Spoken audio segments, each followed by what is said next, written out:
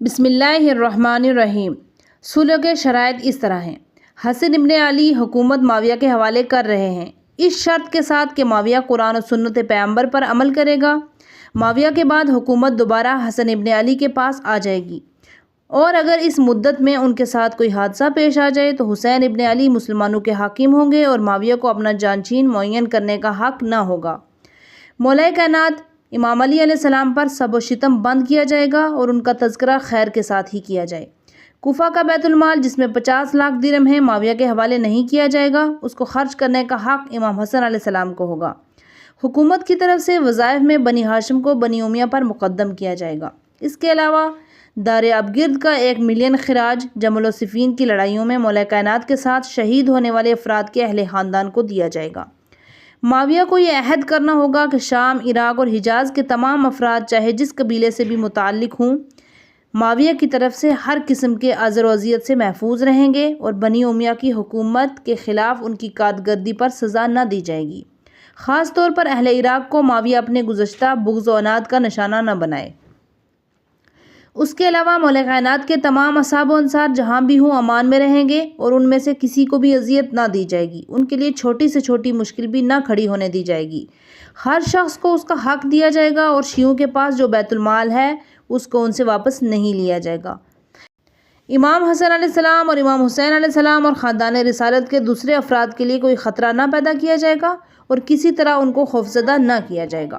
آخر میں معاویہ نے عہد کیا کہ ان تمام باتوں پر عمل کرے گا اور اس نے اس بات پر خدا کو گواہ بنایا، جس کے اوپر شام کے تمام بزرگ افراد نے گواہی دی کہ ان شرائط کو دیکھ کر یہ اندازہ لگایا جا سکتا ہے کہ امام حسن علیہ السلام نے اپنی الہی حکومت کے پروگرام واضح کر دیے اور ان کو عملی جامہ پہنانے کی ذمہ داری معاویہ کے حوالے کر دی۔ گویا مقصد اسلام کی برتری ہے، چاہے جس طرح سے بھی حاصل ہو۔ اب معاویہ ان شرائط پر عمل نہ کرے تو اس کے چہرے پر پڑی ہوئی صحابیت اور اسلام کی نقاب الٹنا شروع ہو جائے گی۔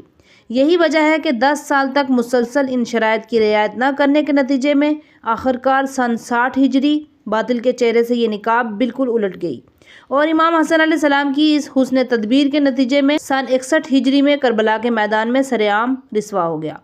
اسلام کی حفاظت کے لیے ظاہری طور پر اپنے حق حکومت سے دستبردار ہونا اس گھرانے کی قدیم روایت ہے، ورنہ حضرت علی علیہ السلام 25 سال تک مصلحت اسلام کی خاطر خاموش نہ بیٹھتے۔ ان اندرونی حالات کے علاوہ امام علیہ السلام کے پیش نظر کچھ بیرونی خطرات بھیجے تھے۔ بیرونی خطرات: امام حسن علیہ السلام اور معاویہ کے درمیان جنگ کے حالات دیکھ کر روم کی بڑی حکومت جو اسلامی لشکر سے پے در پے ہزیمت اٹھا چکی تھی، اسلام سے انتقام لینے کے لیے تیار تھی۔ فرزند رسول کے لیے اصل اسلام ہدف تھا، لہٰذا آپ کے ذریعے صلح کی پیشکش قبول کرنے میں اس بیرونی خطرے سے حفاظت کا بھی کافی دخل ہے۔ اگر ان حالات میں آپ صلح نہ کرتے اور اسلامی لشکر آپس میں نبر آزما ہو جاتا تو اس موقع کا فائدہ اٹھا کر دشمن آسانی سے اصل اسلام کو نشانہ نہ بنا لیتا، جسے فرزند رسول ہرگز گوارا نہیں کر سکتے تھے۔